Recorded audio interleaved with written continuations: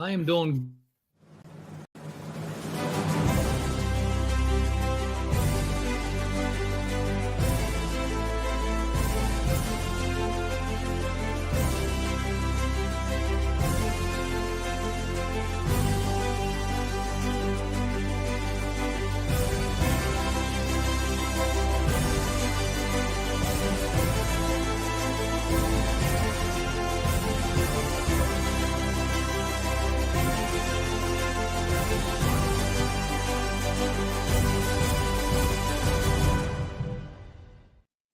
Hello, beautiful ones. We are back here for a special broadcast here today. As I mentioned in the last Awaken Your Inner Genius, that I was going to share an experience that I personally lived through over the past few weeks. And simply my intent here is to unpack it in a way that I understood from a human perspective with the wisdom as I went along with it, and then more importantly, the wisdom afterwards.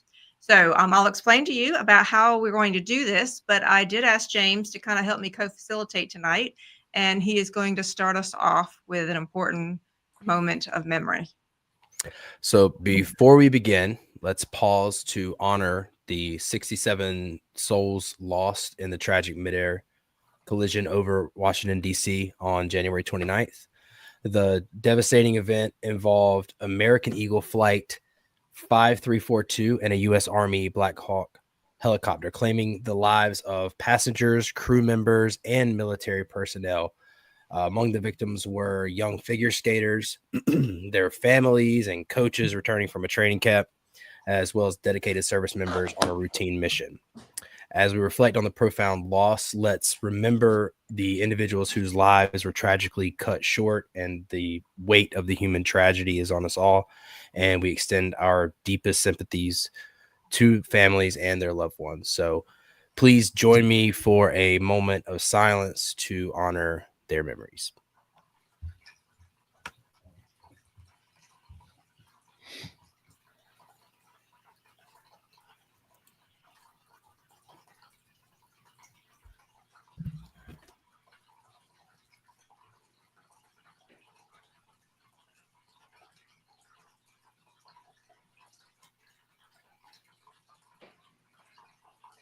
Thank you so much, James. We wanted to start there today because I had a very personal experience that was challenging and difficult for me as I went through it. I didn't really understand what had happened. And to be perfectly honest with you, I wouldn't have even called it a mini-illumination or a near-death experience until afterwards. So my goal here this evening is threefold. I'd like to take the first 30 minutes to simply explain to you what I lived through step by step, so you can take it away, whatever it is that you need to take away. I've been talking with several people, and they have had very similar interactions, and it might give you some comfort to know what was unfolding. The second part, I'm going to ask the panel to comment based on just what it is with one person's mini illumination. We've been spending the past 8 months encouraging people to be illumined, to seek the light. And I don't think I had an appreciation for just how big that experience is. Is that a fair way to say it, Jim? Yes. If, keeping in mind, I haven't had one myself on the scale that you have. So, but no, from my studying, yes. Then the last 30 minutes, I'm going to ask each of the panel members to comment during that 30 minutes because each one of them helped me through a very, very important part of it.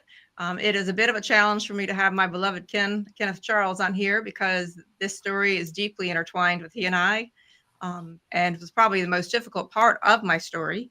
And so forgive me as I bumble through it here. We're being just very, very transparent and honest as we go through this. But all of the panel members, those that are present and those that aren't, all helped me tremendously as I went through this. And what struck me, hello, Cindy, hello, Deb. What struck me is that had I not had this group of people that I love dearly actually there to help me through this, I'm not sure I would have done really well with it. So, and process it in a way that took us to a higher level. So the last part of tonight is I want to share with you what I was given as insight into timelines. I'm not sure about you, but the past few years have been very confusing. It's been challenging for me. So many predictions and hear so many channelings about things that were going to happen and they didn't, that I started to become suspect of the universe and I lost my faith. I lost a bit of my faith over the past few years thinking, was the universe just jacking with us? Can anybody relate to that? And I got really quiet. For those of you that have been following me, I got really quiet over the past year for two reasons. One is I gifted myself the beautiful love experience that I've been having with Kenneth Charles, and I simply reveled in that. And then second, I went quiet because I didn't understand. I didn't understand why so many people had so many different perspectives. Hello, Miss Margie. I appreciate your prayers. I have a greater understanding here today, so that's where I'm going to begin. So before I start, any thoughts from the panel? You want to say anything as I begin? Okay. Let's roll. So what happened is I'm going to try to do this in kind of a multi-dimensional kind of way. And I'm going to share what happens when we have a feeling and how that feeling begins to interplay with reality, and how confusing it can also get. So let me go here. So I'm going to show you right here. So I had a business trip in January. And then Ken and he'd come home to me in November after his surgery. We've just moved in together, a very exciting time. And because of the LA fires and some family events, Ken had to leave on that 9th. And then I returned that weekend and I began to have this funny feeling and I didn't understand what it is. And so I spent the next few weeks, it was very cold. It was very isolating in Afton Mountain where I was. I was stuck in the house for quite a few weeks, a lot of cold. And I spent a great deal of time meditating and the light got very, very big. I found that I couldn't sleep. I couldn't really eat much of anything. I found myself literally in an altered state, but I had no understanding of what was happening at the time. It just that Ken would make comments in the few times that we would talk that I was running hot.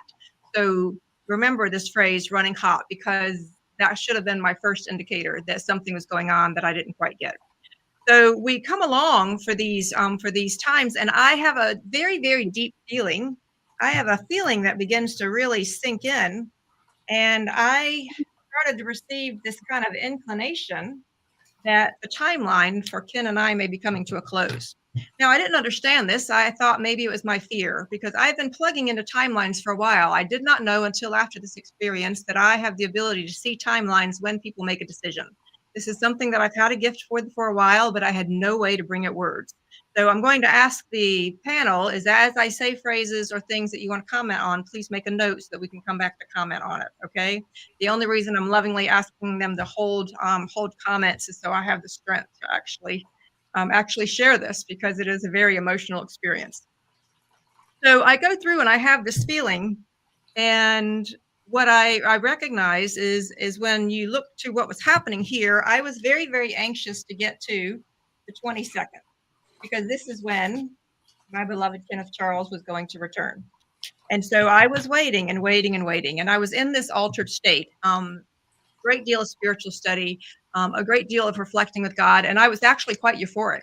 If I were to say ecstatic, it was I was alone. I was barely talking to anybody. I only interacted with the reality when I had to.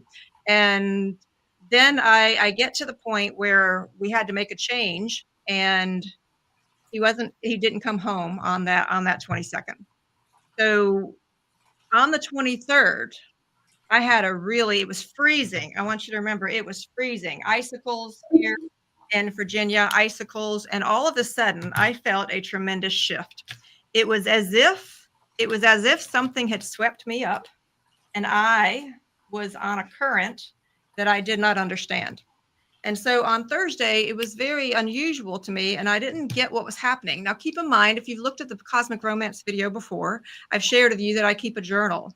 Well, Friday morning, I received a message and it was quite startling to my heart. Now, this was my divine team's way of backing me into getting ready to tell me the next day that I was about to exit the earth plane. I did not know that on this day. Okay, so I'm going to take you in real time what I was told on that day, and I now understand why. And so what I was told on that day was this, is I was told,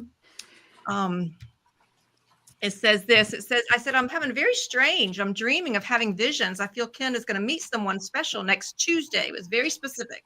There's something changed in the timelines and there's not going to be a disaster in California that I had been feeling bad, but he is going to have a special week. And then I asked what was going on. And I said, please help us. I'm not sure I really want to hear what my divine team has to say. And here's what I was told. whoever's rustling the papers, if I could have you go mute. We recognize with honor the human challenge which you're intuiting above. We see more than you see, dear one, and these needed California for the greater good. This is what you both signed up for, anchoring the light for the greater good. Find relief in the changing of time. James, could you please mute everybody? There is no loss, beautiful one. We know how much you love the Kenneth soul, and your love has brought them to this important choice point. It's time to let go. Now, please understand how difficult that news was to me. And my human self, this beautiful, lovely wave that I was on, all of a sudden went completely gray. And I was heartbroken. So I'm sharing this with you in real time because this is what I was told, and I had no way of understanding it. And my days went very gray at that moment. Now, this is going to make sense to you when I explain to you timelines later. Now, what happened is you can only imagine being told that about someone that you love. And I was wrestling with why and how and what, and I was angry, and the dissension of the fear and the loss and the grief started to settle in. Then I woke up on Saturday. And this is the message that I received. Very, very specific. I'm still processing everything above. Yesterday was gray for me as I tried to go through the day. I had a glimmer of insight yesterday that my trip to New York City will be my last as I'm exiting the earth plane. Sobering, not sure if it's wishful thinking. I feel the need to get my affairs in order and leave them on the table. This is bittersweet. And so I go in to listen to my divine team, and this is very specifically what I was told. You have completed your job, beautiful one. We were going to have you and the Kenneth soul stay together to write out the changes. That's why you were moved to the place, but there's no reason for you to stay. Things changed. You will be more helpful in 5D now. This is important. We recognize there's a lot to take in, but the reality is you've been done for a while. Can anybody relate? Everyone who has not listened to what you have been saying will be left behind. You did all you could. Now imagine what that did to my world. I imagined receiving that news. So I want to just make a note here that I'm receiving the news on this Saturday. Now keep in mind, my flight was going to be on the 28th. I was going to New York City to be there for doing a program on the 28th and the 29th. So I had to process this information on that Saturday, on that Sunday, and on that Monday. The only way I processed it was through a great deal of prayer and through I don't mean to sound so clinical about it, but it was a very rough 3 days. And what they began to talk to me about was the ascension process. And I was making notes for my family to leave behind. I was making voice memos for the man of my dreams, Kenneth Charles. I am processing all of this as we go along. And each day as I got closer and closer, I was being given information. And so I will share just a little bit about what I was told as we were processing this. And it says this.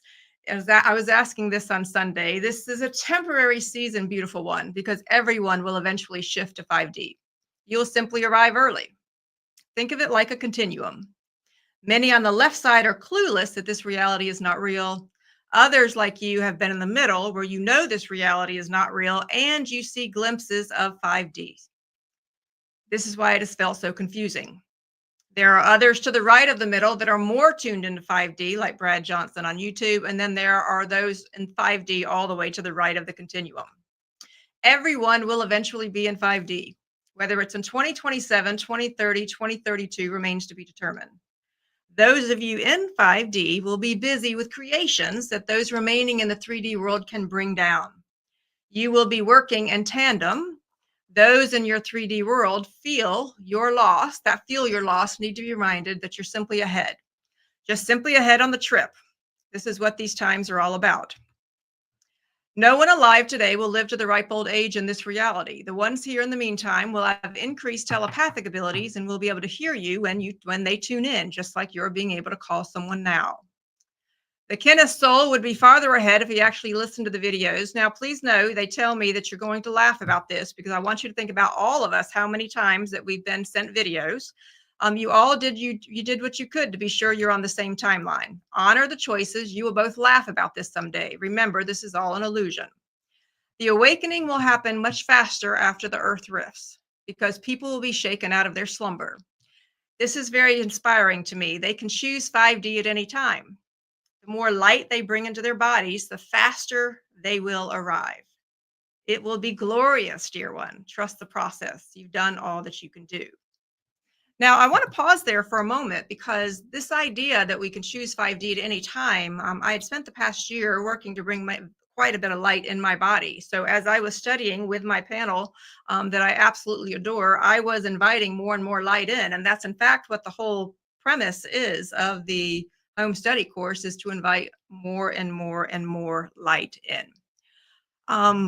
So I am inching towards Tuesday, and I'm going to answer the question about Kim. Why did you get on the plane? Because by that point, I was being shown very clearly that something was going to happen on liftoff or landing, and it was going to include something with water. Now, because I was tuning into both individual timelines and collective timelines, I knew a plane was involved and I knew water was involved. And so my brain kept trying to interpret, was it a tsunami of some sort that was coming? So I had all of this. One thing I really wanted to be clear to explain to the group is that when you go through this, I mentioned on the broadcast Sunday that when you are in the light, it's not like just hearing one book read.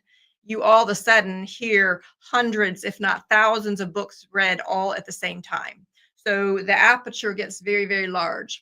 And I did not know I was in the middle of what we would call a mini-illumination. It wasn't until afterwards that Karen actually said it that made me realize it. So I'll answer that question in just a moment, because when I go back to what happened, I am inching towards the fact that I am getting on the plane on the 28th. Now,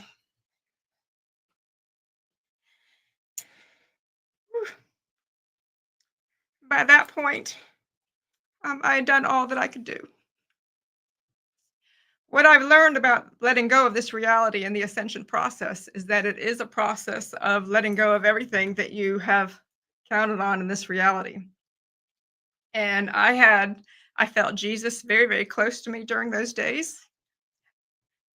I had a lot of ups and downs during those days. Ken and I are usually very telepathically connected, but I could feel my divine team had put a shield between us during that time. I was needing his love to process all of this, but the shield was needed there because I was grieving. So I get to Tuesday morning, and I'd like to just explain to you in these last few minutes, because I want to keep a governor on it, what it was like to leave my house. Now keep in mind, at that point, I believe that he's going to be meeting somebody in this reality. I had no way of knowing that they were telling me about this, because I had not yet connected the two, that they were telling me about a future partner, because I was leaving the earth reality.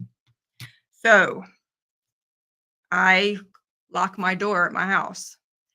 And at the moment I locked my door, I could start to hear the sound of drums. It was a small sound of drums, and I'm going to play it here for just a moment, because what I realized later what it was the Mayan drum beat. And so, James, if you would comment, if you can hear it okay.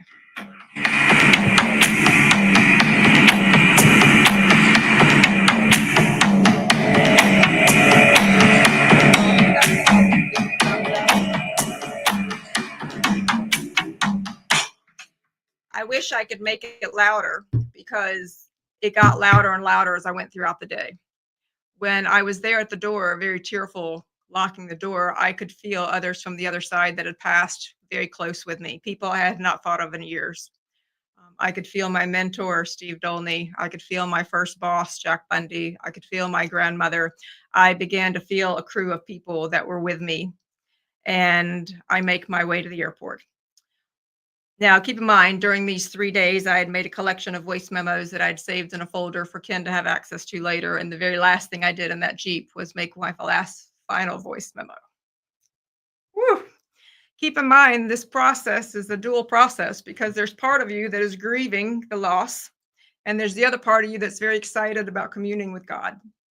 So when I've come to realize that I believe that the 3 days of darkness is very close to what we as humans need to personally let go of.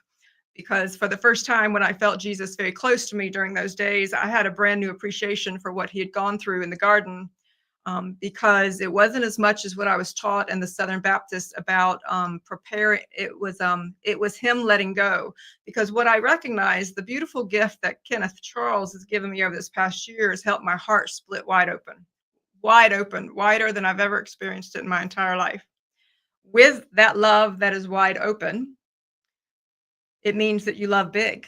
And when you love big, you also hold you hold big. So that means that when you are letting go of something, you're grieving something, and to let go of everything that you love.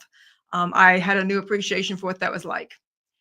So I get to the airport, and as I'm inching closer to boarding the plane, that booming sound from the Mayan drums was getting louder and louder.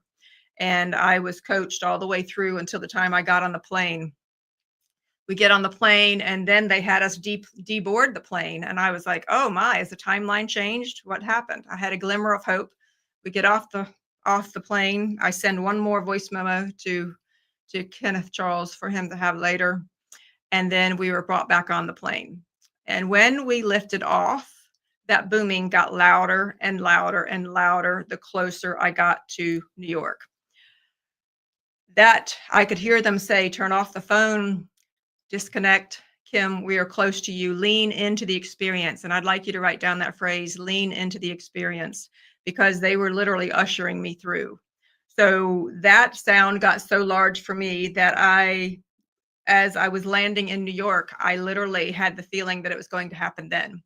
Now, please know, as I process and I share with you what happened over these next 2 days, and I'll be done in just about 5 minutes, is I now have an understanding looking back that I felt when my plane was targeted. It is my personal opinion that not only was the crash in DCA planned, I believe that multiple planes were targeted all within those same 2 days, so there would be a mass casualty event. I felt the targeting of the plane, not once, but also the next morning. So I feel the drums. I get to New York, I'm startled. I'm there at the airport to get my luggage, and here's what I was asking God, and what happened? And they were like, "It's not over, Kim. Stay with us. Make it count." So at that moment, on that evening, I sent my team pictures of me in New York. I got many things ready for me being in New York, and when I went to bed that night. By that point, James, I'd like you to show you the picture so I could show you what was beginning to happen.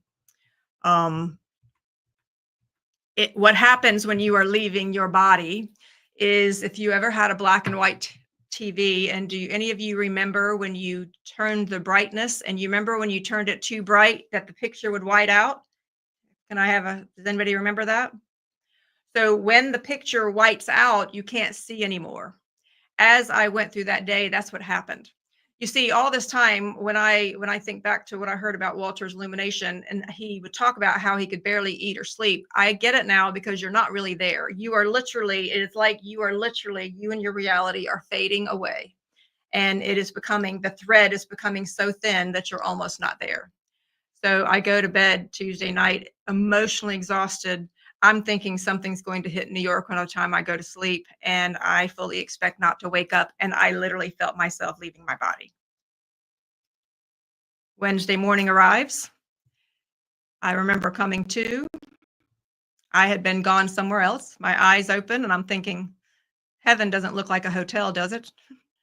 And then I'm thinking, surely something has changed outside. And I look outside, and everything's the same. And by that point, I had a WTF moment saying, what? And I was pissed, because I was like, what is going on? And that's when I was told that it wasn't over yet, and to please go through the motions. Now, see, I had been told I wouldn't be doing my program on that Wednesday. I had been told so to not prepare. So I had been told all these things, and then there I am, and I am in a flurry to get to my program. So I get there. I had a small program from 8:30 to 12:30. I am in a big room looking over the Statue of Liberty. And around 10:30, that drumming starts again. Boom, boom, boom, boom, boom, boom.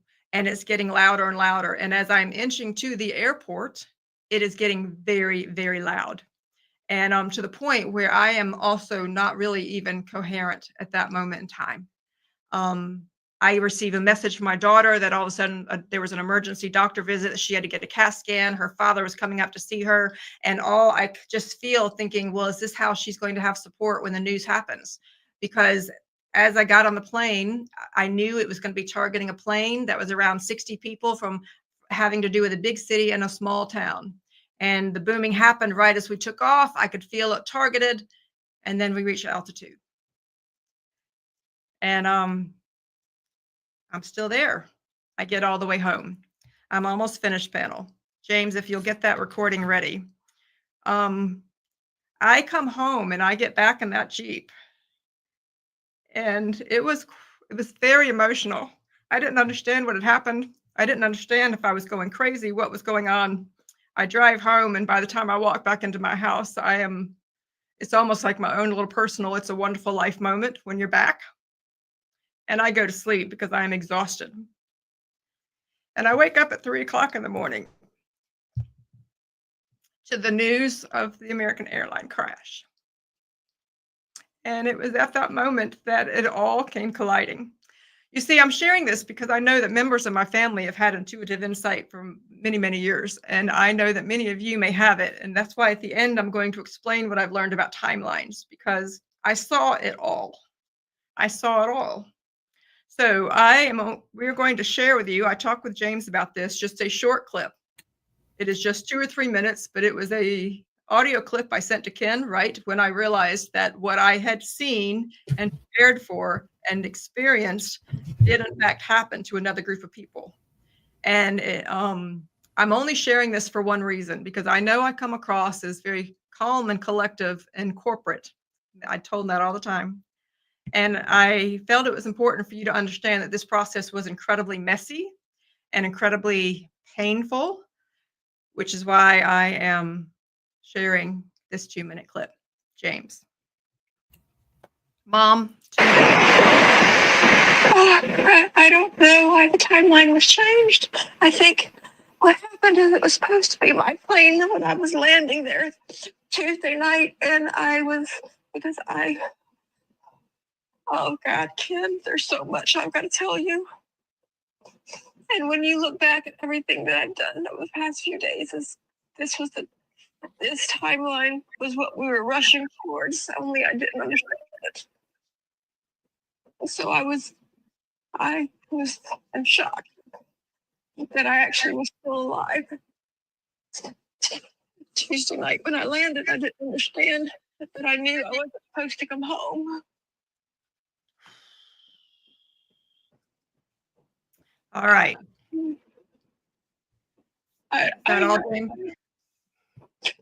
Obviously, my plane was also targeted the next day because I felt it. So the dark side must have been planning a major incident in one of the cities, either in New York City, and when it didn't happen, they did DCA. But I saw it all, and I have proof to show you. But I didn't know exactly what it was. Oh my God. Oh my God. All right. Thank you, James. The only reason I share that with you is because we, and I wanted the panel to comment, especially Jim, who worked with Leo, is that sometimes we can romanticize what being in the light is like. And I have since learned that there's a lot that comes with being in the light, and there's a lot of wisdom that's needed about being in the light. By the time I got back the next day, it was all I could do. All I ever wanted to do during this entire time was to hold my beloved Kenneth Charles again, and he was coming home that Friday night. So on Thursday, I could feel the void of where a timeline had collapsed. Okay, so a timeline that I'd been rushing towards had collapsed, and I could feel the stillness of it. It's like being in a whitewater raft where you get to the end and you're about going over a waterfall, and all of a sudden you're there on stillness. And so the only way I knew what to do that day is I felt the compelling need to start a new timeline. of positiveness. So I had asked John to meet me at a potential retreat center here in Waynesboro, just so I could have some control over thinking, how do I start a positive timeline? Because I couldn't wait to see Ken on Friday. So since then, my team has had access to various parts. Jim knew I was struggling. Karen knew I was struggling. John knew I was struggling, even James. So I'm going to ask the team to just open it up because when we finish up here, I'm going to share with you a couple of things that you want to say to someone who's ever experienced it, things that you don't want to say to anyone who's experienced this. And if you ever experience it, I have some tips for you. So, panel, I lovingly hand it over to you. Jim? My time would I'm muted. I'm sorry. Am I on now? You're good. Yeah, let's You're good now. I think take him to focus, James. As far as the time that John and I had with Leah, what we learned over the 2-year period, it's not all at once. You begin to just perceive things being around an illuminate, is that we refer to it in our vernacular as she and Dr. Russell were 360 illuminates. Although if you look at a 360-degree circle, they knew their sense range covered it. Not all the time, but they were able to access it. If you look at the average person, me, others, we're around 14 to 18% of that 360 degrees, our sense range is. So when you have an expansive event like you did, Kim, your sense range goes way out, but it's not a stable out. It's jumping all over the place. Things are firing it from all over the place, and your brain, your mind is trying to. Your mind is downloading, and your brain is trying to handle this download, and it's very confusing. And you literally get sparks that send you out in multiple timelines, multiple events, and communication from people in different timelines. So it seems like they're misleading you. Well, I knew this from being with Mrs. Russell all the time, but what happened with her, after having been born illumined and living with it all her life, she became a master at understanding it. So you could see at times where she would get, the word nervous doesn't cover, tense. It's the intensity. You feel the potential timelines that are about to unfold. Right, because she literally knew there were things happening around the planet that we had no clue of. And you're learning it. And when you have that experience, you can't just run out and tell people, oh, this is going to happen and this is going to happen, because especially back in the 50s, even through the 70s when we were there, they would have locked you up. So it's a lot more open now. But that's what you had coming in. You had a download that was coming in faster than your brain could process it. And that, I'm sure that was terrifying for you. And amazing at the same time. It was. I learned a lot about choosing love in every single moment, because all this time I've known that you have to stay centered in love, because when you are accessing all the individual timelines that are potentially unfolding and collective timelines that are unfolding, I learned a lot about why some of them magnetize together and why others do not. Mm-hmm. And it was very powerful. So that's part of what I want to share with you next, is what happens with timelines. I'm glad you used the word powerful, because that's exactly the state that you were in. So by locking onto the love principle and holding onto the love principle, that's what's critical. Because if when you're kicking around that kind of thought power in the universe, and it's opened up to you, you can do damage by falling into fear. Yes. And the dark ones, as you refer to them, want you to fall into fear, and because I would take that power and utilize it. And so you did the right thing by going toward love and holding it.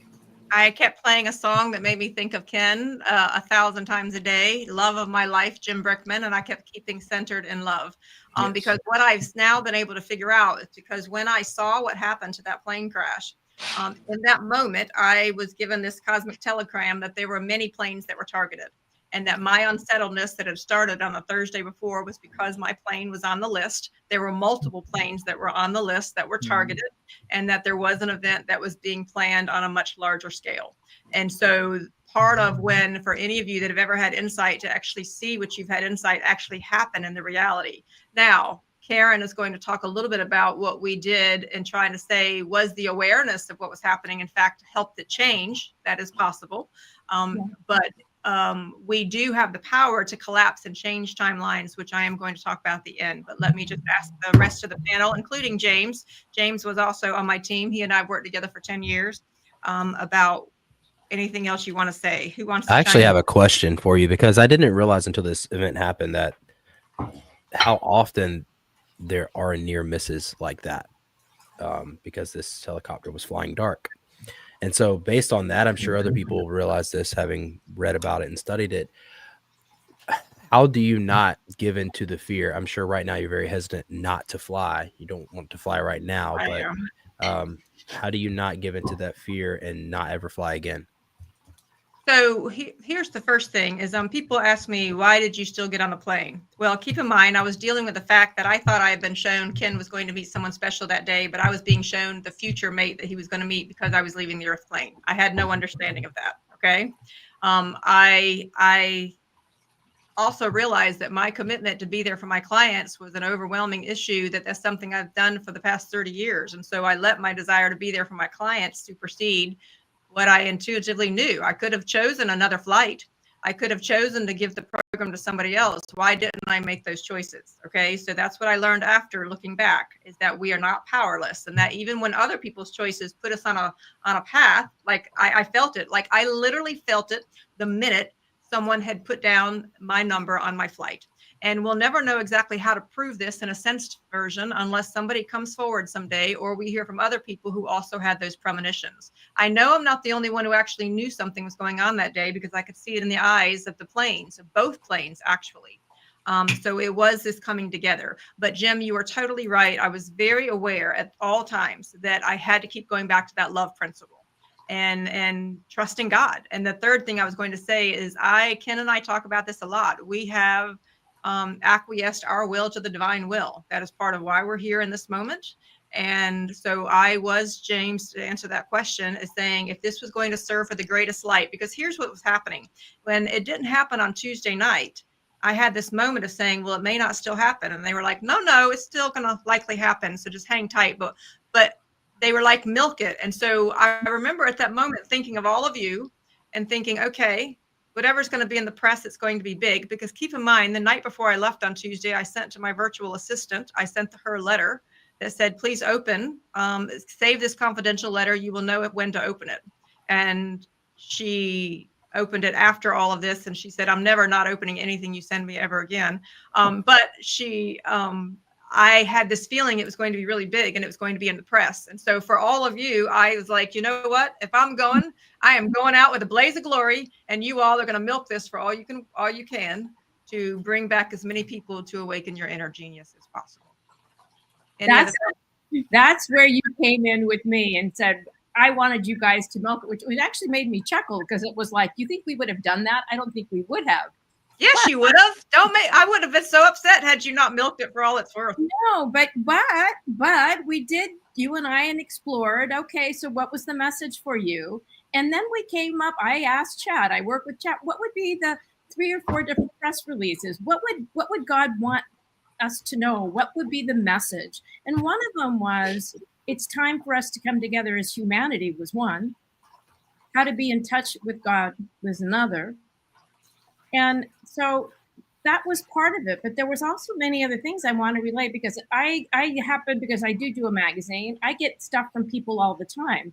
There was another incident the next morning that was a near miss that people don't talk about. There was also this helicopter. It actually targeted. It didn't just make a mistake. It literally beelined into that plane. So that was intentional. I don't care what anybody tells you. It beelined, but it also zigzagged and missed another plane.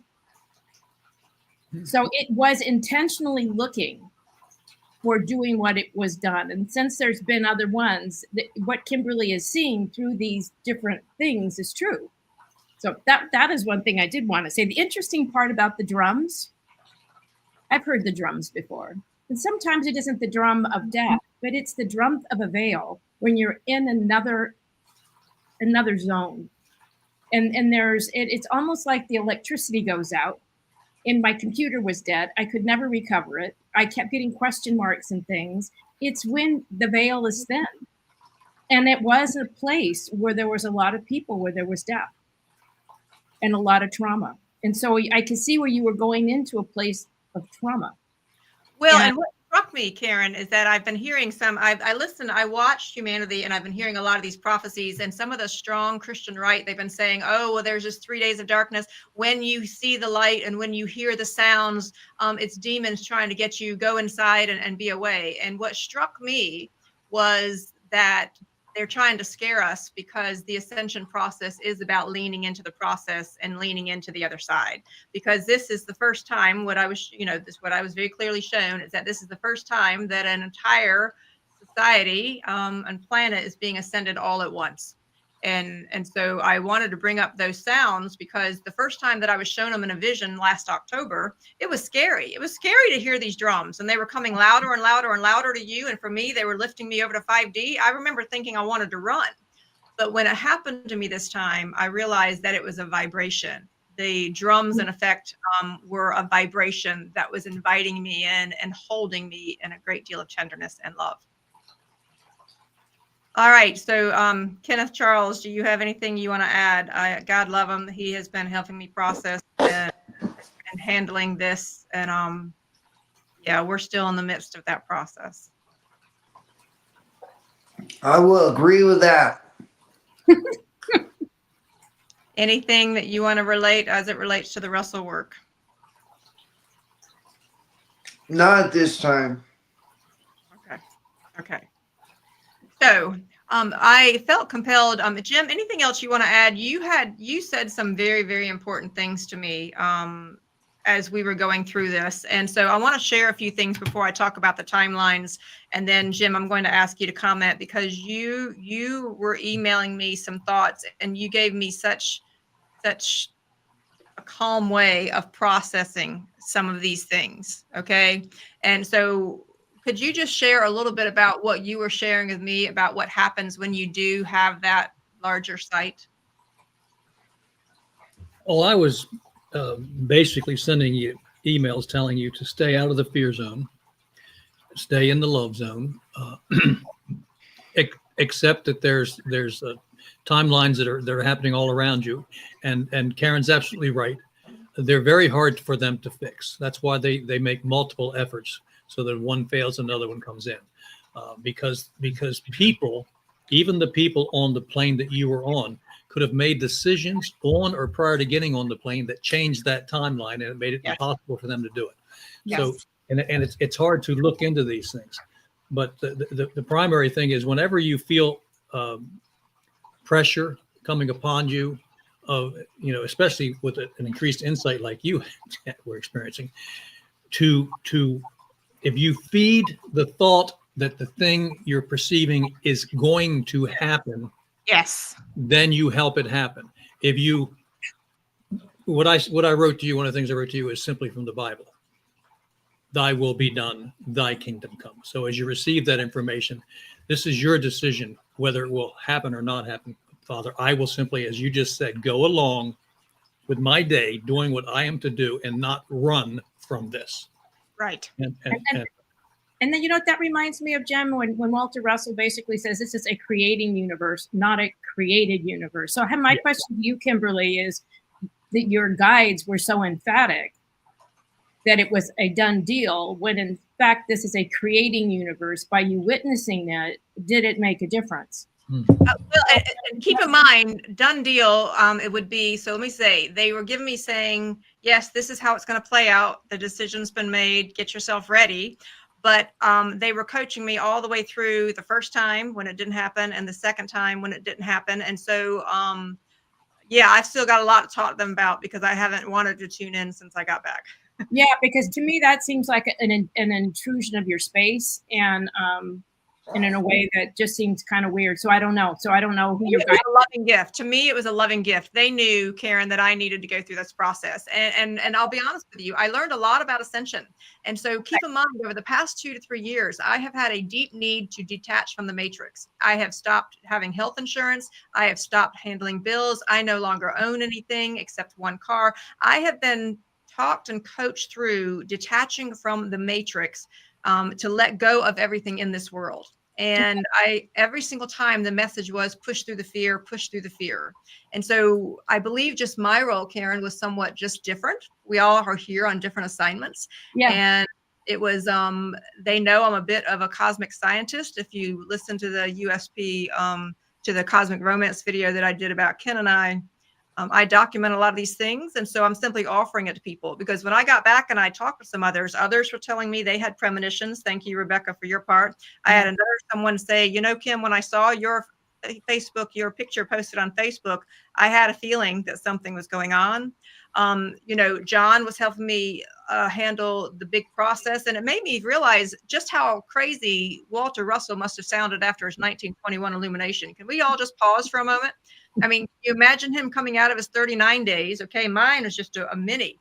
He came out of his 39 days saying, oh, yeah, I understand how creation works. And there's the cube and the sphere, and there's the wave. And yeah, there's not this many elements. There's this many elements, because it's a lot. And those first, it was like being plugged into a cosmic electric socket. And keep in mind, Kim, that he literally, his family literally sent out for an attorney and a psychiatrist to come in and have him committed. He was maybe halfway to 2/3 through it. And the attorney, being the attorney, we're leaning toward the family of having committed.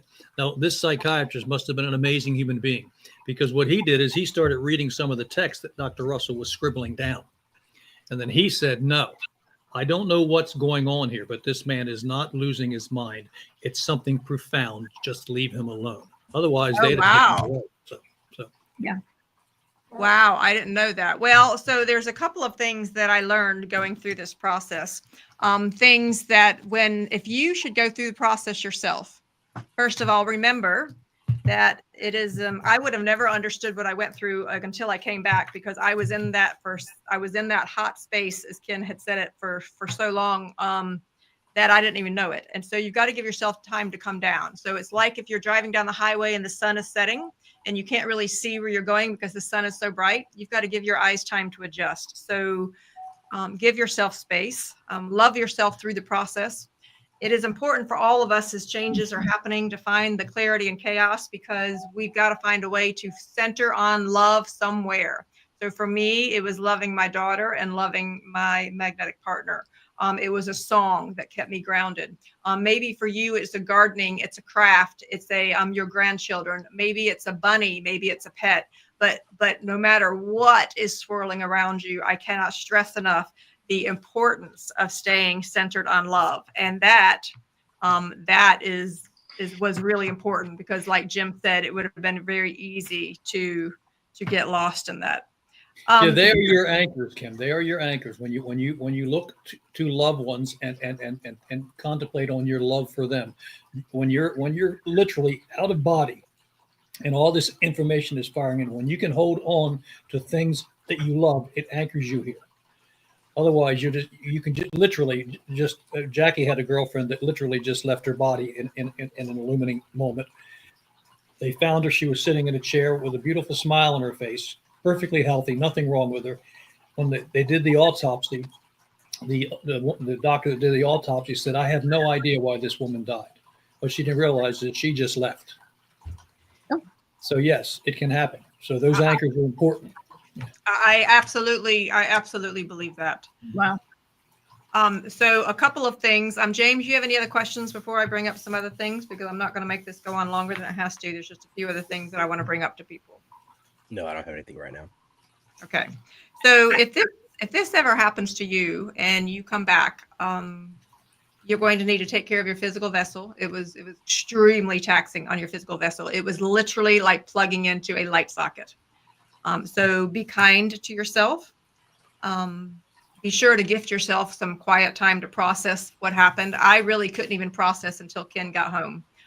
That Thursday and Friday was extraordinarily difficult. John helped me through Thursday. Karen and Jim were helping me through Friday, but it was not until I felt safe with Ken at home on Saturday and I wasn't battling either grief or loss or any of those other things at the same time that I could even have the courage to sit there and process it. Music was incredibly helpful going through the process. If you have an experience like this and you are trying to talk to somebody and you don't want to be committed, like Jim was referring to, as Walter Russell, ask those that you love closest to you to say, can you please just give me 48 hours without judgment? Please just let me babble and explain what I saw and experienced, and just make no judgment, and just ask for space. Okay, ask for space. James, if there are comments that we need to bring up from the chat box, please feel free to jump in.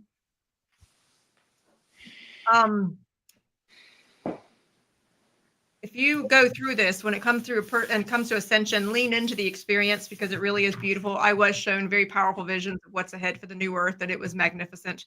It was the unity and the harmony and the joy that I saw of people. I learned to have a reverence for all choices that people make, and understanding that others may make other timeline choices than what you do. It takes courage. It takes courage, but we are living this grand symphony of creation, and this is really, really incredible time to be alive. One of the greatest gifts you can give another, if they've ever gone through this experience, if you should have somebody with you, because I have a feeling that some of you that are in this, is that you will have this experience or know someone that will, simply give them space. Let them know they're okay. Let them know you don't think they're crazy. Let them know that you love them.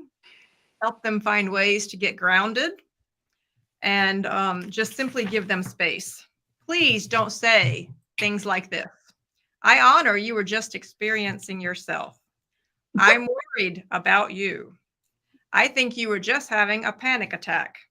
You know, sometimes our imagination can run away with us if we're not careful. I can give you a litany of things that were not helpful to have heard during those times. So what's interesting about this experience is that it is really so big, it's difficult to give words to it. And so I wanted to mention a couple of things before I have a conversation with the group on timelines. And it is this, is that we have been hearing a lot about this 3 days of darkness. That may be a collective thing, but I encourage you to please reframe it as 3 days of stillness. Even for me and my personal journey, those days of darkness were full of joy and grief. Because what I discovered after I realized that I was tuning into, not only was I tuning into my grief, I was feeling the grief of Ken. I was feeling the grief of my daughter. I was feeling the grief of all that were losing their lives that week. And that much grief is, it's really big. It's really big, and it's very overwhelming. I have a brand new appreciation for the modality and the emotion of grief in a way that I never had before. So please understand that, because you feel all of those feelings. And Jim, I'd like you to comment in just a moment about that, if you had ever heard anything from that from Leo. When we hear these things about the shift, what is the shift? There is light coming. There is going to be an event of some kind. There's going to be a lot of light and a lot of sound. This is why you want to focus on something that you love, because you don't want to get lost in the fear of unknown. This is going to be new for humanity. So focus on love in that moment of uncertainty. Find the clarity in the chaos. So as we have things that are happening here in society, do remember to focus on the love vibration. I told you, for me, it was, I must have played this song 1,000 times to get me through this particular issue. And then I want to talk about timelines for just a moment. Make conscious choices. Make conscious choices. So I'm going to show you a little bit about timelines as we begin to wrap up here. But James, are there some comments that we need to bring up right quick? Yeah, Karen had a really good one. I especially like she's referencing Deborah's comment earlier. So we'll start with Deborah's, I guess. Here's Deborah's comment. In the frequency of love, the original timeline that targeted your plane had to collapse. And then Karen, I love that, Deborah. I think we need some education on the process of ascension. This is important. Negativity is like a paper doll cutout. No real reality. Yes. Yes. So, yes, Karen. I just, when I woke up this morning and I was dreaming, kind of in that in-between state, I just got that feeling of closing the curtain. It just told me, close the curtain. Don't look back. And you've said that once before in something else. Close the curtain. Don't get attached. Just close it. And that was, yeah. And the other one that came to me during another meditation was become the bride of Christ. Become something married to the conscious mind, to the living and the loving world. So that was the other one. Okay. Anything else? Ken, anything you want to add? He's staying awfully quiet. We may never hear it this quiet again. I have some questions for you about timelines, but we'll get into that. Okay. As we get into the That's where timeline we're going portion. next. What kind of questions Very cool. do you have, James? Well, I feel like a lot of people talk about timelines more, and that's not something that I ever heard growing up, although I did grow up in a very small town. But I don't feel like people really even talked about it 10 years ago. And now and if you did talk about timelines clashing or intersecting, you probably were thought of as crazy. But now I think people realize on some level that there's that timelines make sense, and Yes. that we are able to shift them, whether it's just through the obvious, our personal decisions day to day, the consistency of those decisions. So I guess my question is, why do you think we are hearing more and more people talk about this? Yeah. All right. So let me see if I'm going to have you all focus on what I'm going to draw here. And so I asked my beloved if I could share our example, and then I'm going to share our example as well as some others. So I learned a lot about timelines taking this beautiful experience with Ken. So timelines mean, let me start for just a minute. Timelines mean that there is a wave pattern. You make a choice or you don't make a choice, consciously or not, but a choice happens and you set in motion a wave pattern. So Jim, just holler at me if you want me to readjust some of the language, okay? If you'll stay off mute, come off mute for me. So there's a wave pattern. This is my understanding today as I was shown. And so when a decision is made, there is a wave pattern that happens. Jim, anything you want to reframe before I continue? No. Okay. Because one of the most famous phrases in the Russell work is, in the wave is the secret of creation. So let's just use Ken and I as an example. So we have a couple of timeline choices. We can option 1, we can be together in the current 3D. Option 2 is we can be together during the transitional 3D. We all know that 3D is in a state of change right now, and that we're all kind of waiting for this transition. Now, since he and I met, I've been hanging out with him on this timeline, and I haven't wavered not one bit. But because my Kenneth Charles, it is my understanding that his soul seems to like adventure, we have option 3 where Ken exits the earth plane. We have option 4, Kim exits the earth plane. Now, keep in mind, I'm just sketching this out for examples.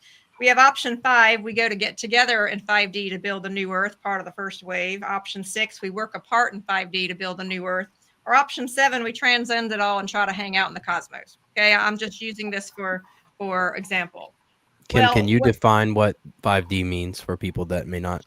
Okay, so what's happening right now is that we know that we're going through a split. And Jim, if you can find I could not find the image that's in the Russell work.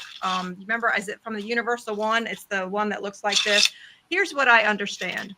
Is, you remember in the Russell work, they explain creation, and you've been seeing us use this a lot.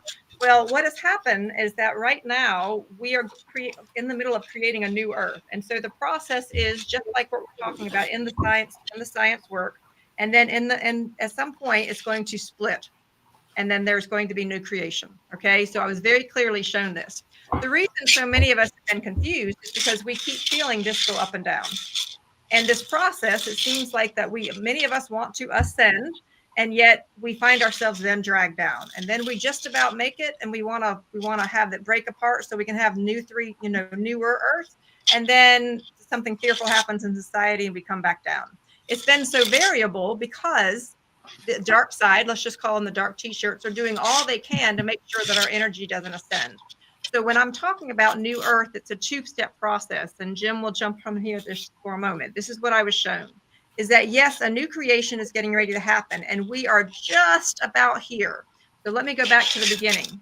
When we started this process together, my friends, and we were like this, our whole lifetime has been about, we came in here knowing that we were going to be birthing new earth, and this whole process has been about getting ready to birth this. And so let's just say, let's say COVID happened. All of a sudden we were like, whoa, something's really changed here. what in the world is happening? And so it brought us down for fear. And then a lot of us woke up and we went, wait a minute, this isn't the reality we want. We don't want a life of separation and anxiety and fear. We want love and hope and unity. And so we've been working really hard.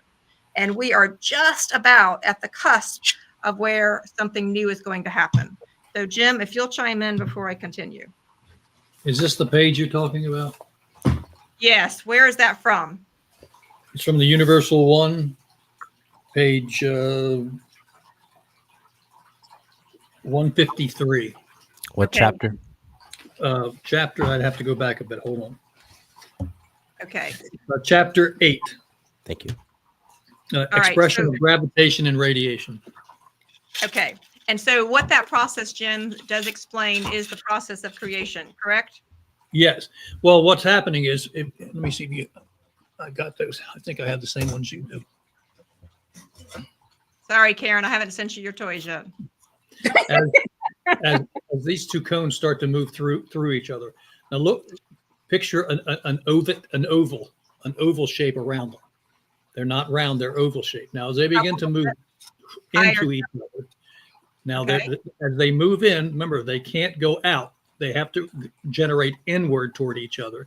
And as they generate inward toward each other and they become more dense, the circle, it's going from an oblate sphere to a complete circle. And that happens right here when the two tips meet. Higher, Now, Jim. Higher, Jim. We can't see okay, it. right now where the two tips meet, that's the perfect circle, which is the perfect embodiment of creator. But what's happening now, up until this point, it was dominant inwinding, dominant masculine inwinding. But the moment you hit the perfect sphere, the dominant masculine stops and it starts radiating at the equator outward and turning itself inside out. And that's birthing creation itself and all bodies that go with it. That's the mother side. That's the dominant feminine. Until you get completely where you got, Kim, and then it's a void. It's turned itself out. It ceased to be. And so it's timelines work the same way. Yeah. You can tune into a timeline that's reached a certain point, but if you choose to not attach to it, you can pass right by it and you're on a new timeline.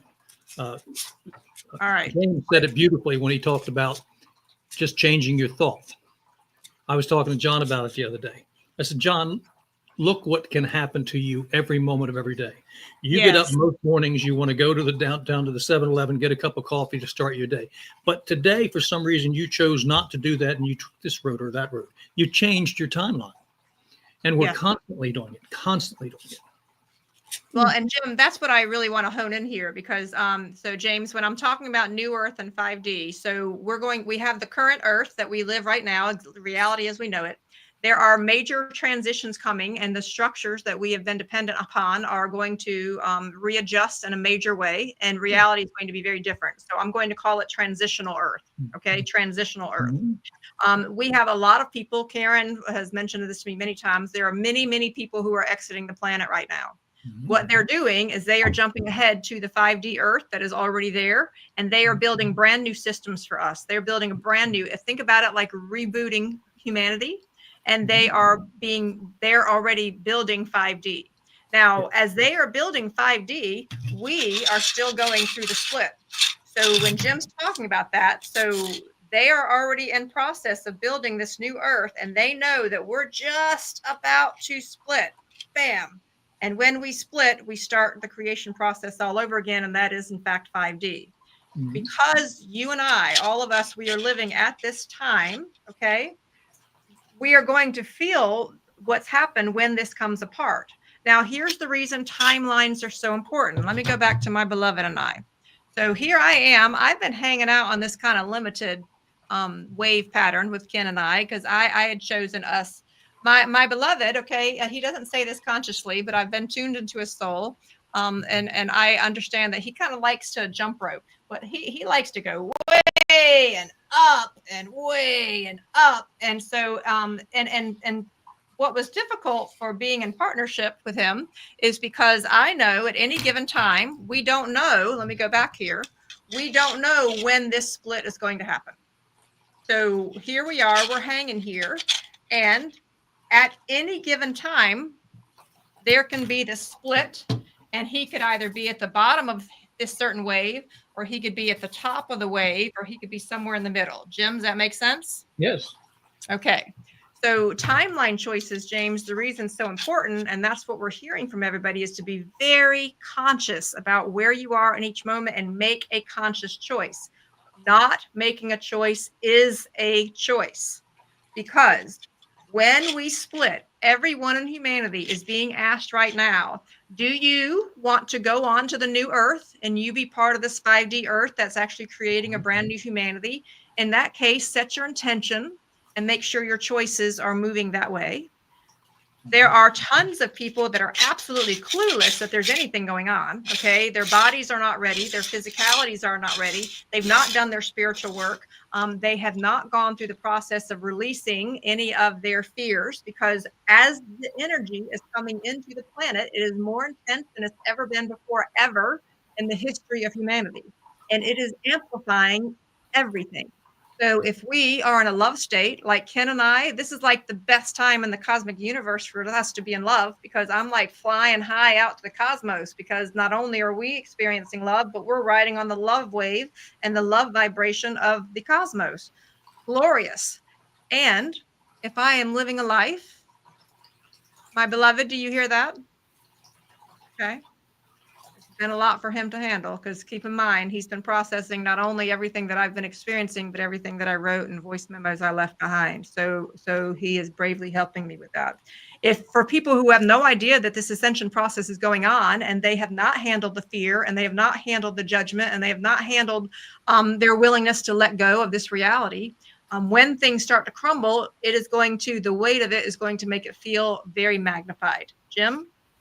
Yes, I agree. And you guys know, I fall back on biblical statements because they work for me, especially since I took the Russell material. And so let me get it out before I lose it. This is not old age, people. I've always been this way. And I did lose it. It'll come to me in a second. About people being anchored down is what I was talking about. Yeah, it's there's this transition that's taking place it's a frequency change. You're using the right. It is a frequency change, and a lot of people are locking onto the new higher frequency. And by locking onto the new higher frequency, moving more toward the love principle, they're sending out a frequency that's literally in the process of building that new world. Yes, you're building the stage that you're going to be a player on. And some people don't want to build the new stage. They want to stay on the stage they are. This is not God punishing them. This is them saying, I'm comfortable here and nothing's going to happen, because I live in my what I euphemistically call a body dwelling self. I think I'm this more than I know I'm that. And that's perfectly okay. Now, unfortunately, the people that dwell on sensual body self and sensual desires can tend to be destructive toward themselves and other people.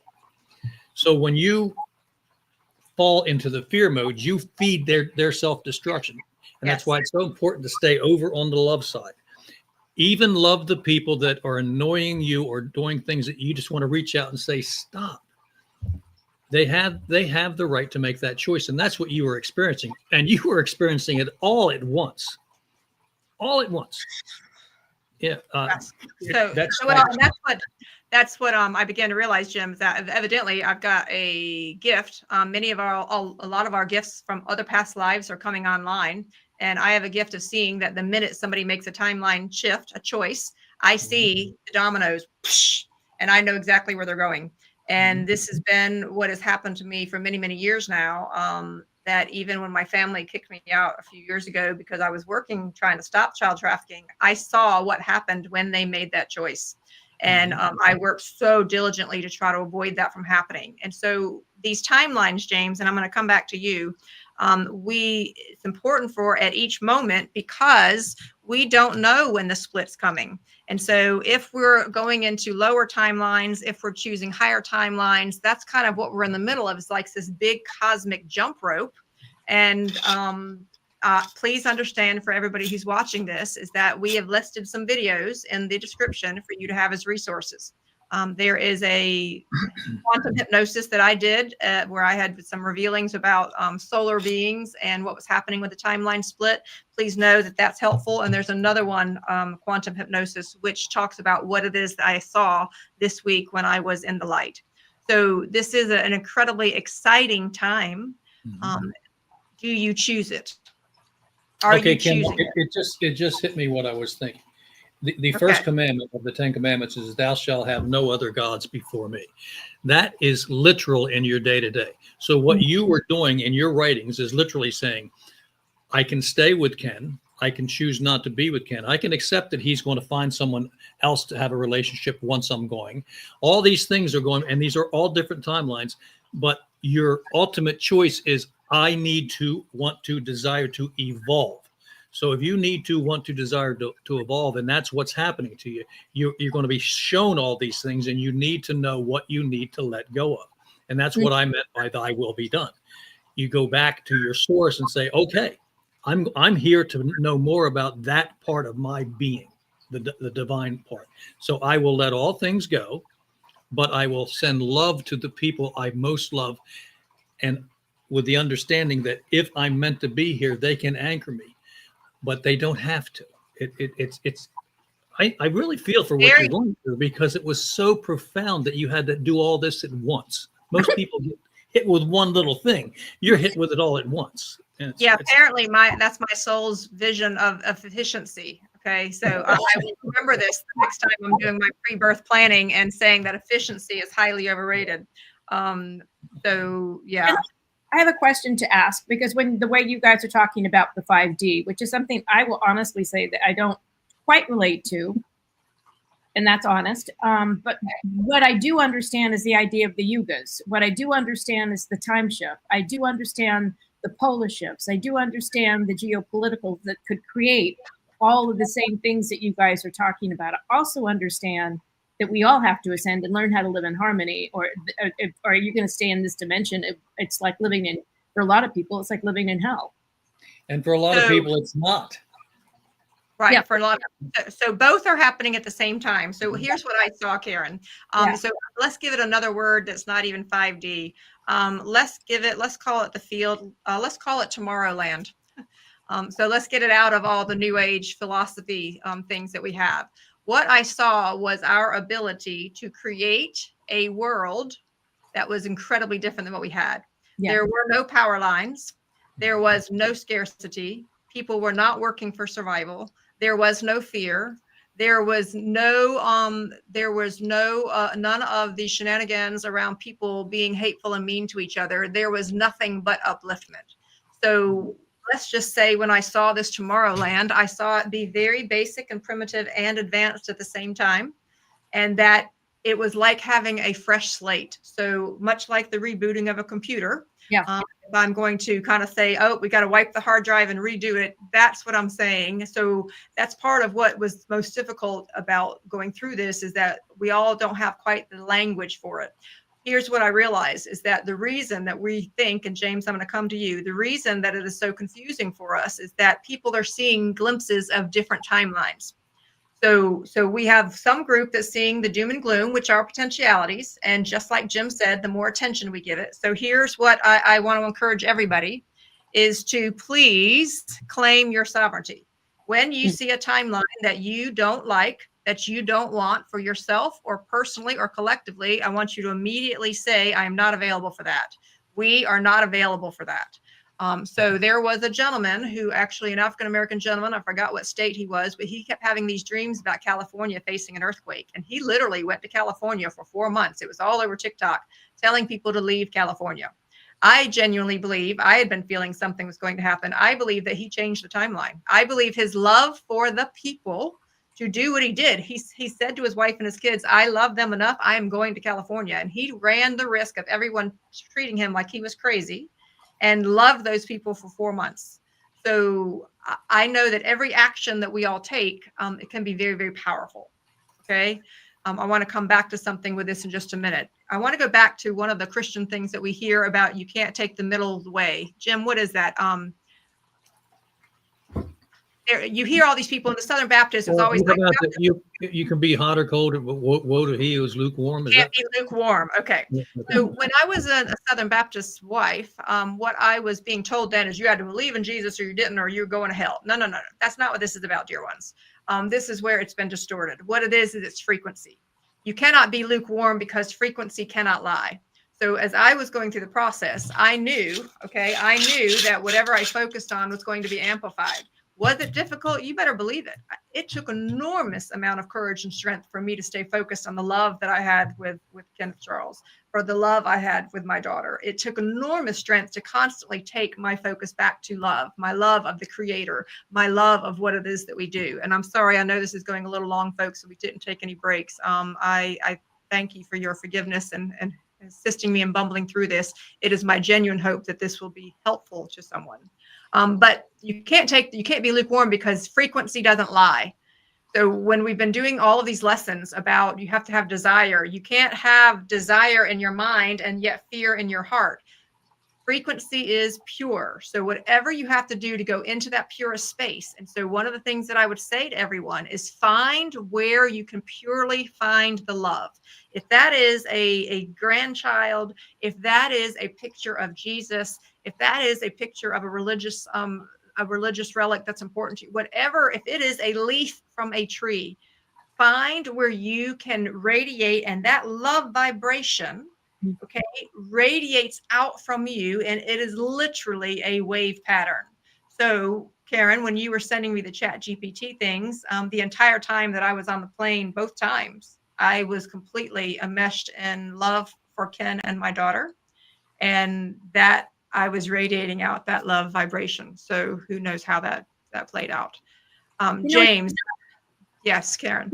Just a thought, when you had the drumming, because I know when I had the drumming, and when I used to do energy healing, and it used to tell me stories more than healing, I always think when the native vicar come to me, it's always asking us to find balance in nature. It's actually like what you're talking about. It is a drum to call back. It's a calling to bring us back to nature. And to the other part that was which came with that event was there were spirits that had died but had not ascended, and we actually did ceremonies to let them evolve. I saw like chimneys of people escaping where they had been trapped, and it was a very fascinating. It was like that was a new one for me. Very, very powerful. And going back to the breath and nature, is it, Karen? There were times that I was literally on the borderline of being hysterical a time or two. Okay, so there I am writing this letter for Ken and my daughter and all that I love. And John actually called me in the middle of it because he was working on something for our Awaken Your Inner Genius. And I needed that call at that moment because I needed to come back and be reminded that I was on my way out. Remember the television? Each day and each hour, the picture of my reality was fading more and more and more. So part of why I wanted to do this broadcast is, I've been hearing about Walter's illumination. I've been hearing about these things. I didn't understand in a modern day world that I would still pick up the phone, but it seemed very distant. I would still talk to people, but it was like an echo far away. I would still move through the world, but it was literally by the time I left Tuesday to get on the plane, the thread was so thin that I can't even remember going through the human functions.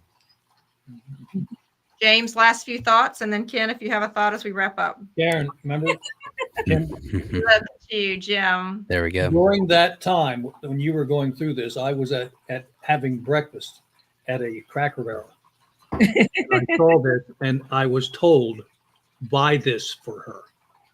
Aww. So it's here for you. Well, my point is that even I was picking up that something wasn't right, not knowing what it was. And I was told to do something loving for this person. And that too, whether you knew it was happening eye to eye, you would know that someone was thinking a nice thought about you. So yes, those things are profound and they do change timelines. They do change lives.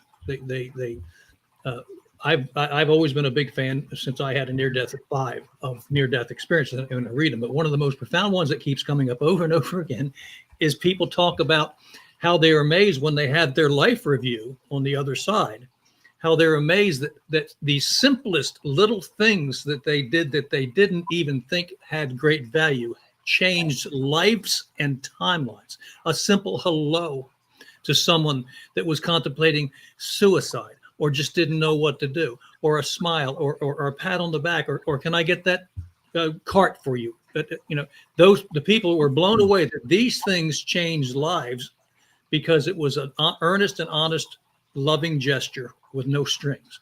And so, yes, it's profound how much you can, be affected. Yes. James, before I hand it to Ken to say any final comments, you have any questions or thoughts? I just appreciate you putting into context and reframing the idea of being lukewarm, because that was something I always heard growing up as well, and how that was the worst thing you could be. And it just seemed nonsensical in the way that they were positioning it. But when you say that frequency doesn't lie, it makes sense as to why you wouldn't want to be lukewarm, because you want to be for something. You Right. want to have something that you want to think about the things that magnetize you and Yes. the people that you love. And it just reminds me of a time where I was going through a really difficult time, and I put a picture of my son. In fact, I was going through a custody battle, and so I would put a picture of him at my desk at work, because every other thought I had was just terrible and just poison. I just was having no good thoughts. But if I thought of him and I looked at him and I allowed myself to feel grateful for him, I couldn't feel those other things. If I really felt it, not, in here, like, oh, I should feel grateful. If I allowed myself to feel it, the other stuff would, I would move toward a better life. And I really think that's what got me through it. Well, we're actually in the midst of I would say, the love Olympics. We are in a cosmic love Olympics that we are all being asked to love at a greater level than we ever have before. And so my last few thoughts before I ask Ken what he would like to chime in is stay divinely not attached as we go through this process. Honor everybody's choices. Everybody is jumping on and off timelines like it is jump rope. And the ones who are conscious, you are consciously choosing your timelines. The one who are unconscious, then the timelines are still happening, and then their soul is going to learn what happened as a result. Own your timeline.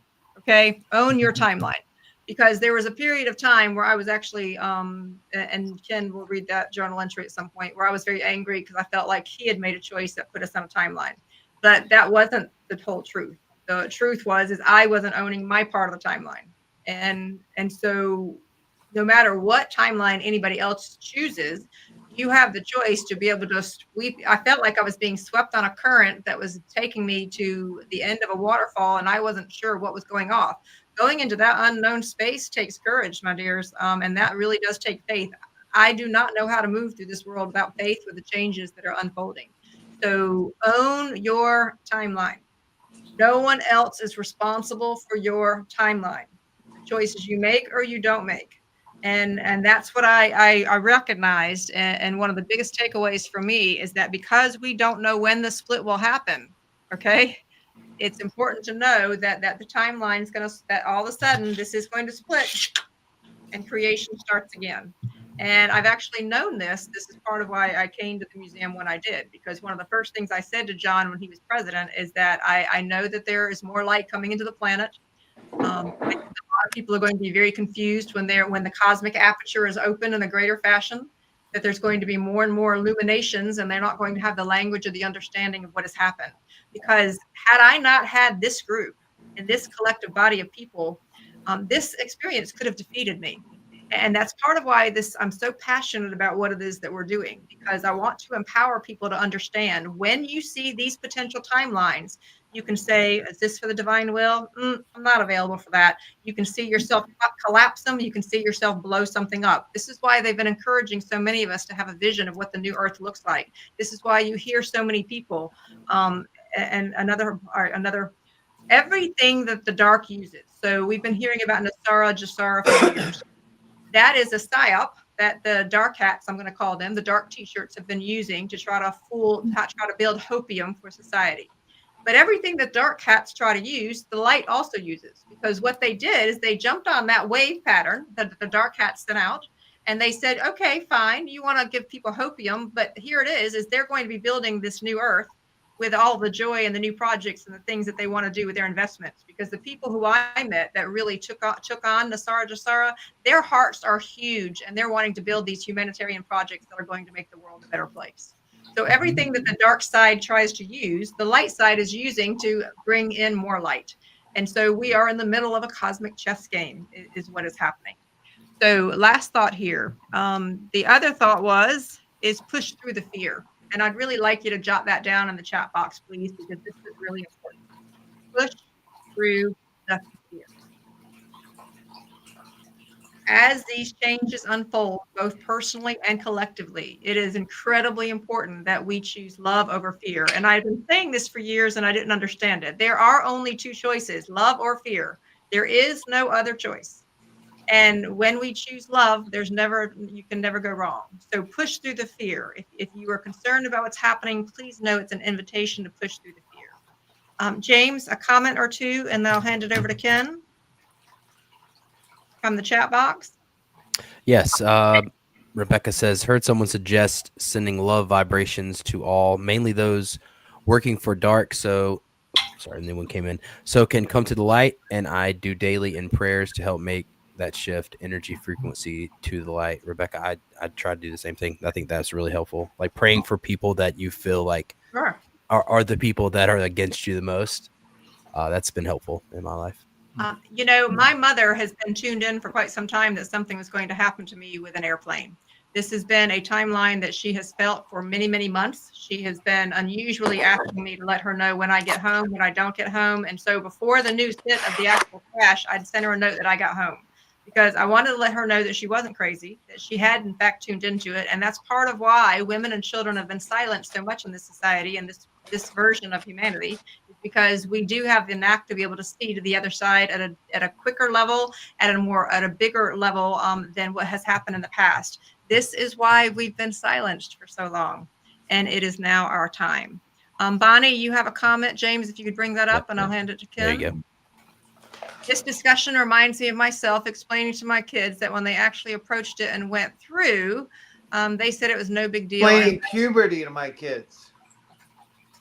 Yeah, it's at puberty. Okay. You left out the big word. All right, well, then, yeah, read that one for me, hon. I couldn't see it. This discussion reminds me of myself explaining puberty to my kids so that when they actually approached it and went through it, they said it was no big deal and landed without fear. All right. Love that. Love that. Final comment, Kim. I'm not feeling very well, so I don't have much to say. I'm just absorbing it all. Okay. All right. So I want to say a gracious thank you to you all, a gracious thank you to the panel for the extra broadcast. We did realize that it is Super Bowl Sunday this coming Sunday, so we do feel it would be worthwhile for everyone to take a break and join the world and celebrate just a little bit and bring in some of that goodness. And so feel free to email me, KimberlyFaith1@gmail.com. If you have any comments or questions, feel free to place it in the chat box. Do know that I've been very purposeful in the resources. I put a variety of videos in the chat, in the description, along with a book written by Ann Tucker that I want to be sure to recommend. We are built for these times, beautiful ones. And so everyone who is on the journey with Awaken Your Inner Genius, there's a reason for this. And you are being equipped with the knowledge, the wisdom, and the know-how to help others through their greater illuminations. And so thank you so much for being on the journey. I want to thank everyone on the panel. You all were incredible in helping me through this. I feel such a sense of relief having done this broadcast, and I cannot thank you enough. So we're not going to say goodbye. Pardon? We love you. I thank you all very much. Everyone take care. We're not going to say goodbye. We're going to say until next time. We'll see you on Valentine's weekend, that Sunday, February 15th, and that'll be an appropriate way to continue at 9. So no Sunday. So no Sunday? This coming Sunday is No. the Super Bowl. No Not this Sunday. Sunday. Next Sunday. Coming Sunday, February 16th. We'll see you Valentine's 16th, weekend. Yes. Take care, everyone. Bye, everyone. Bye. Bye.